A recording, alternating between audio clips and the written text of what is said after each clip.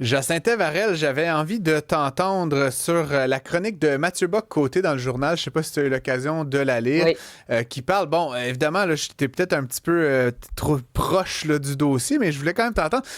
Bon, il parle d'Éric Duhem et de sa stratégie à Arthabasca, et la chronique s'intitule Le gâchis d'Éric Duhem.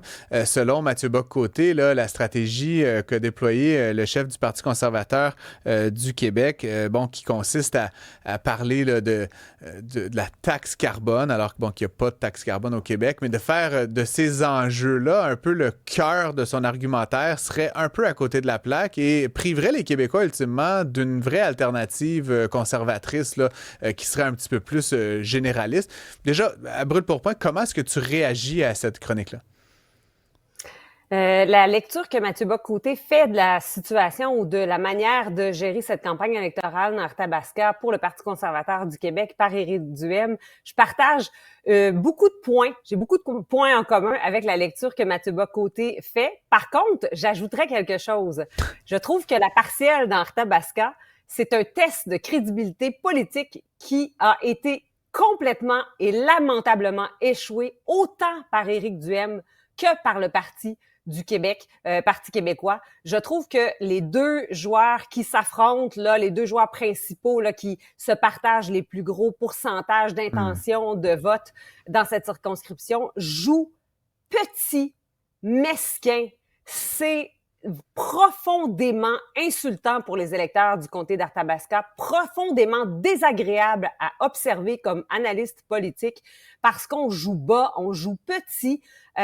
J'étais une des premières très, très enthousiastes face à la candidature et face à la chefferie de Paul Saint-Pierre Plamondon dans les débuts où il était chef du Parti québécois, parce que j'étais une des premières à dire sur toutes les tribunes que je trouvais qu'il faisait de la politique rafraîchissante, il faisait de la politique à la hauteur d'un homme digne d'un chef d'État. Il avait une stature, une crédibilité, une hauteur, il tombait pas dans la petite politique. Et là, cette campagne dans cette partielle, elle est désolante. J'habite pas dans Arthabasca, mais même comme observatrice politique, je peux pas faire autrement que de dire quel gâchis dans cette campagne électorale, et ce test de crédibilité politique est échoué autant par Éric Duhem que par le Parti québécois. Les gens et les commentateurs, les chroniqueurs, il y a des mouvements là qui nous tirent vers le bas. J'ai l'impression que c'est un exercice où on a nivelé par le bas et on ne cesse de d'abaisser ce nivellement par le bas, alors que ce serait une magnifique plateforme, cette campagne partielle, pour faire connaître les propositions des partis, pour nous donner un avant-goût de ce qui se prépare pour les élections générales en 2026, l'année prochaine. Et si c'est ce qui se prépare pour 2026, ben les électeurs vont être les moins bien servis parce qu'au bout du compte, tout ce qu'on voit, c'est des guerres de personnalité, des guerres on tente de décrédibiliser l'adversaire constamment et ça se fait dans les deux côtés. Moi, je m'en désole profondément. Je comprends. Ça m'emmène quand même à un sujet là, qui est bon dans la chronique de Mathieu, mais qui est aussi plus large. Et je t'avais promis qu'on en parlerait à un moment cet été. Bon, tu sais que moi, j'ai une certaine affinité avec certaines idées conservatrices, notamment du point de vue fiscal, économique. Là. Tu sais, je peux dire que je suis un conservateur fiscal. Moins parfois du volet moral là, et gestion, immigration. Mais en tout cas, il y a un truc qui m'emmerde profondément dans la posture conservatrice québécoise et canadienne, c'est la relation à l'environnement puis au changement climatique. Puis, je veux dire, c'est comme si, pour être conservateur en 2025, à l'un ou l'autre des paliers dans ce pays, il fallait comme nier la science, dans une certaine mesure, ou décider que c'était comme pas important, ce sujet-là. Puis autant Pierre Poilievre, autant Éric Duhem font campagne agressivement contre toute forme d'encadrement, de limiter les émissions de gaz à effet de serre, d'investir dans des technologies propres. Puis qu'on le voit comme d'une façon ou d'une autre, je trouve ça désolant parce que tu as des Francis Gosselin, je suis convaincu qu'il y en a des millions au Canada, des gens qui sont un peu sur la ligne, qui seraient prêts, mais quand ils voient ça, ils sont comme « Es-tu sont-tu sérieux, tu sais?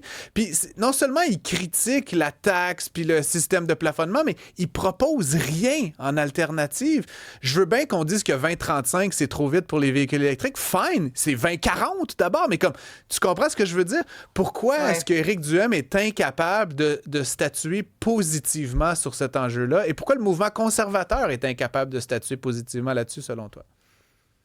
Bien sûr que j'ai des affinités avec les idées conservatrices. En même temps, là, je peux pas parler au nom de tous les conservateurs canadiens et même du Parti conservateur du Québec, bien entendu. Mais mon point de vue là-dessus, par rapport à ma lecture des choses, les conservateurs n'ont pas cette idée-là contre la science ou contre cette idée d'adopter des changements dans une transition énergétique, mais plutôt, ils ont une perspective réaliste. Et j'ai l'impression que c'est simplement un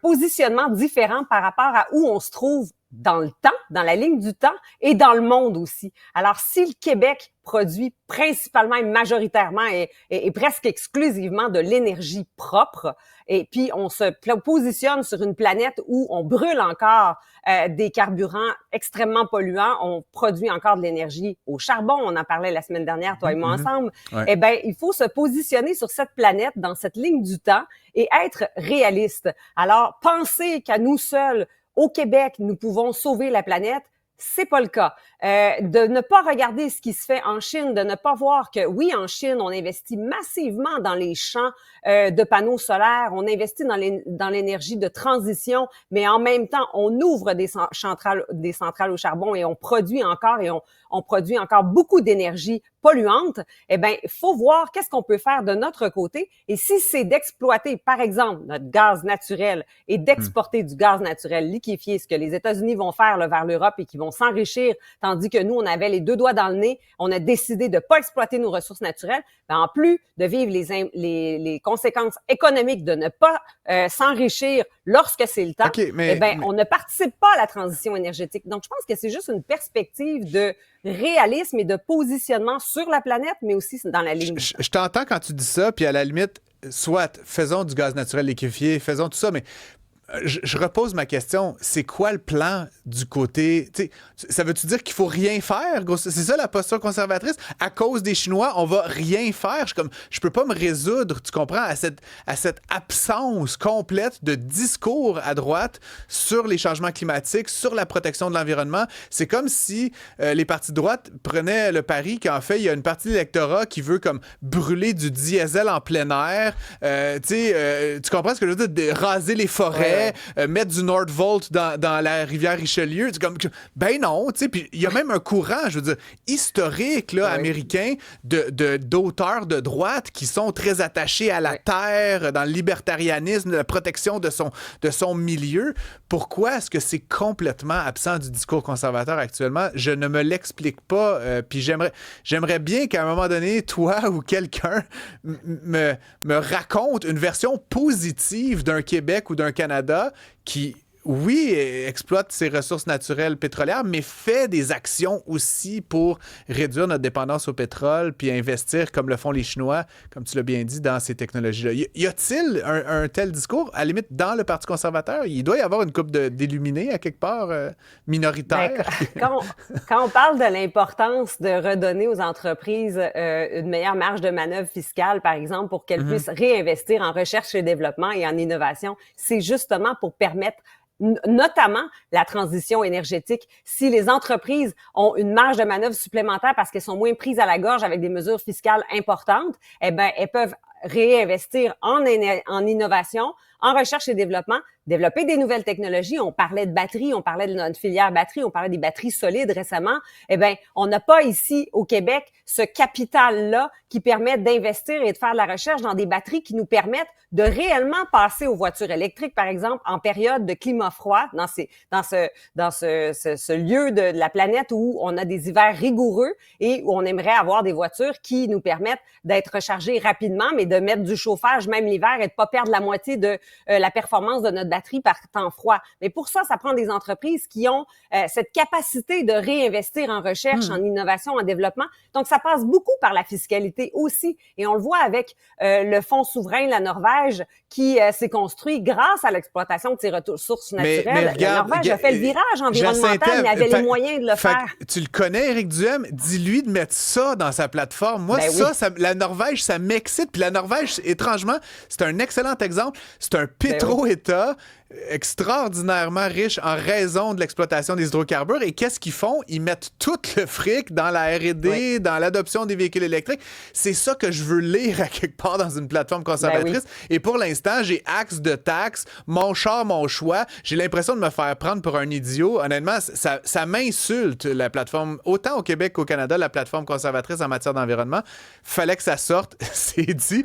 Fred Bastien, Francis, je trouve ça intéressant parce que, tu sais, l'éléphant dans la pièce, c'est qu'on sait que les conservateurs veulent moins d'interventionnisme puis moins de centralisation. Mais des politiques environnementales, par définition, c'est de l'interventionnisme puis c'est des autorités centralisées qui décident pour beaucoup de personnes. Donc, tu sais, philosophiquement, il y a une incompatibilité totale. Moi, quand je réfléchis à des solutions qui passeraient par moins d'intervention, ben, tu sais, je vois le commentaire de Claude de Rosemère qui dit « Pourquoi on empêche les autos chinoises d'entrer pour vendre des véhicules pas achetables ici? » Tu sais, est-ce que, justement, traditionnellement, dans la pensée conservatrice, on fait plus confiance au libre marché, mais est-ce que justement de laisser aller le libre marché des voitures électriques à plus beaucoup, ce qui cause d'autres problèmes économiques et de politique étrangère, mais qui pourrait être une partie de la réponse en mode, ben, au moins si on pouvait utiliser les meilleures technologies au plus bas coût, ça serait une approche plus pragmatique, j'ai l'impression. Je te ferai remarquer que selon un sondage, 80% de la population canadienne serait favorable à ce qu'on laisse entrer les véhicules électriques chinois chez nous. Et pourtant, il n'y a aucune opposition. Les conservateurs, les libéraux, le NPD, il n'y a comme plus de démocratie sur ce sujet-là. C'est comme tout le monde dit la même chose. Moi, comme je dis, ça me fâche quand même parce que démocratiquement, quand tu as un sujet pour lequel 80% de la population est favorable, ben, tu devrais avoir une option démocratique qui la représente. Pour l'instant, pour plein d'autres raisons, la négociation avec Trump, la protection des emplois, on ne fait rien. On a eu quelques problèmes avec la technologie chinoise dans les dernières années au Canada ou au Québec. Mon point, c'est juste qu'il n'y a comme pas deux choix. Il n'y a pas comme les libéraux qui me disent on va faire une taxe, puis les conservateurs qui disent on va faire un fonds souverain. Il y a comme les libéraux qui disent ça, puis les conservateurs qui disent axe de taxe. Puis je suis comme, bro, ça, c'est pas une alternative. C'est pas c'est pas quelque chose de positif que je peux comparer, c'est juste quelque chose de positif puis rien, tu sais, je sais pas, en tout cas ça me sidère. Ça manque de substance. Ça manque de substance, en effet, ça manque de profondeur, ça manque de perspective aussi. On pourrait enrichir la programmation et les propositions du côté des conservateurs, mais une chose est sûre, dans le domaine environnemental, il y a des grandes hypocrisies et quand on parle par exemple de l'intervention de l'État, faut se rappeler aussi que prendre soin de notre planète, c'est pas de faire des déversements de nos eaux usées dans le fleuve Saint-Laurent, et ça, personne n'en parle. Fred en a parlé un petit peu, lui qui voulait se baigner à Belleuil ces prochains jours. Dans le Richelieu, oui. Pour une autre chicane, un autre jour, Jacinta Varel, merci beaucoup à toi pour aujourd'hui. Merci.